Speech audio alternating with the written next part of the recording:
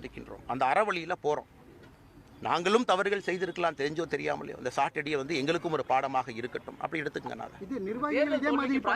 நான் எந்த நிர்வாகிகளும் யாரும் எது செய்ய மாட்டாங்கண்ணா. இது ஒரு கட்டுக்கோப்பான தொண்டர்கள் சார்ந்த ஒரு கட்சி. இங்கே தனி மனிதனுக்கு புகழாரமோ ஒரு தனி மனிதனை தூக்கி பிடித்தோ பாரதிய ஜனதா கட்சி எப்பொழுதும் வந்ததில்லை, வரப்போவதும் இல்லைங்கண்ணா.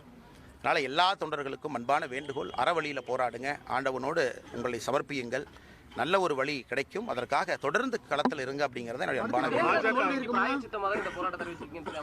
தேர்தல் தோல்வியில் எனக்கு ரொம்ப பெருமை தாங்கண்ணா. தோல்வி வெற்றியெல்லாம் பெருமைண்ணா. சொந்த காசு யாருக்கும் ₹1 பணம் கொடுக்காமீங்கன்னா, நேர்மையாக நின்ன சாராய் விற்று வந்த காசில் ஓட்டுக்கு பணம் கொடுக்கலீங்கன்னா, கோயிலில் பஞ்சாமிரதம் வைக்கிற கமிஷனில் பணம் கொடுக்கலீங்கன்னா, நேர்மையாக விவசாயத்தில் இருந்து வர்ற ஒரு ஆள் நிற்கிறேன்.